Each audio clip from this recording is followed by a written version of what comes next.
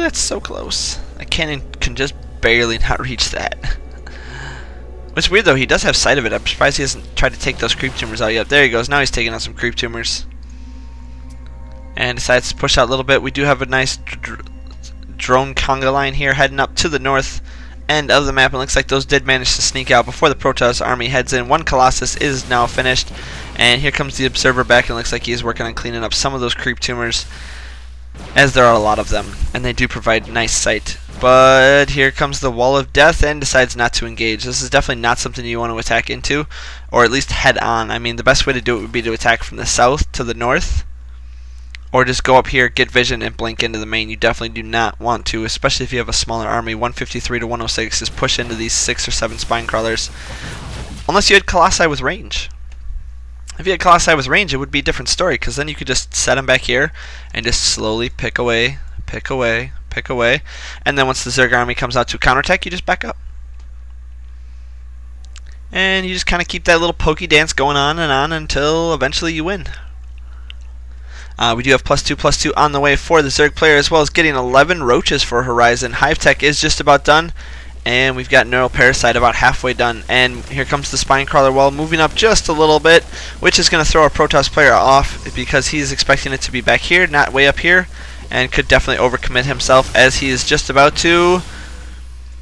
There we go. Spine Crawlers. Here come the Zerglings. Definitely going to need to get some good damage with those Colossi on the Zerglings. Definitely keep as many units in front as possible. Here come the roaches and more infestors, getting some sick fungal growths down on the Protoss units.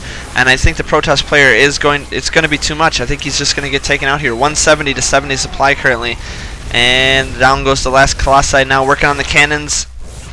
And the Zerg player decides to retreat back. He doesn't want to lose his army.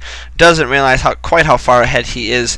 And it looks like he's just going to gather up some more units before he decides to punch down that wall, possibly wait for his +2/+2, or these 9 roaches that just hatched. That could definitely help bolster this army quite a bit.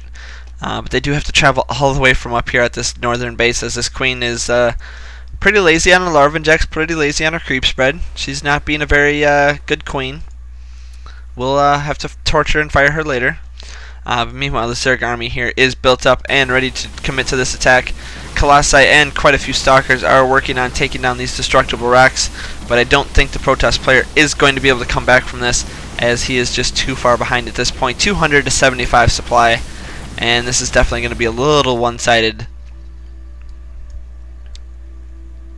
Ooh, looks like the Spine Crawler's slowly starting to wither and weigh and die. He's going to need to move that back to some real creep, as he did lose quite a bit of this, and taking over the 12 o'clock natural and the 9 o'clock natural, and has nothing left to do but just build bases and upgrade. +2/+2 did just finish. Ultralisk Cavern is on the way. +3/+3 is in works right now.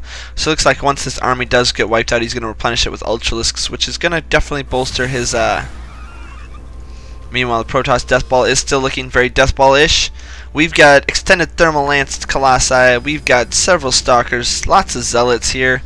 And this could, I mean, this Protoss army, or Zerg army, is pretty decent. We've got roaches and Zerglings, but I think that, ooh, he's decided to go for some trickery and sneak into the back, as he did manage to get this expansion started before the creep did lay down. But it looks like he is going to come up here and be able to take this out. Meanwhile, several Stalkers are coming up to take care of this one little pesky Overlord, which could definitely spell disaster, as he did split up his army quite a bit. This huge Zerg army could just march right in now. And the Protoss player is forced to cancel his base, as many roaches were decided that it did not need to exist anymore. And here comes the cannon, emergency cannoning of the base, just to keep it protected as much as possible. Protoss player is moving out with whatever he can. He's definitely going to have to use his army composition to his advantage. Pick off whatever he can, but definitely do not fully engage the Zerg army. He's going to want to try to get behind this wall, leaving the Colossi out and about. Oh no, that's not good. Letting the Colossi take the brunt of the damage is not something you want to have happen. Colossi getting sniped down. Zealots getting taken out, leaving just the Stalkers left alive, which are getting fungal growth by the infestors. Managing to get a nice surround with the roaches, and he is going to be able to clean this up quite quickly. One Stalker does manage to remain alive, and the Zerg player's like, what? I left you alive? I'm sorry. Here, let me come back and kill you.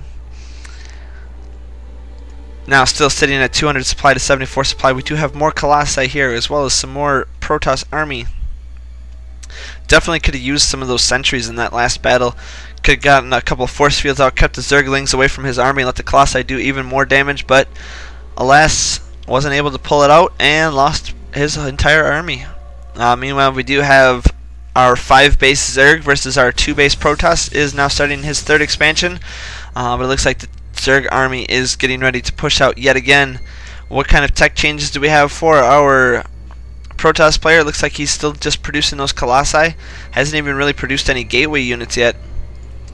Observer or Overseer is flying around. Could even just like throw in the towel and just Nidus the back. And oh, as I say that, here come the 2 Nidus worms. Wow, I called that one. Ultralisks loading up into the Nidus, and here it comes. Oh, that's gonna spell trouble for our Protoss player. We've got Ultras, we've got Zerglings. Apparently that's all. Oh, there comes the rest of the unload. I was wondering what was going on here. And it looks like the production facilities are getting taken out, but we've got Colossi here taking out these last little bit of Zerglings.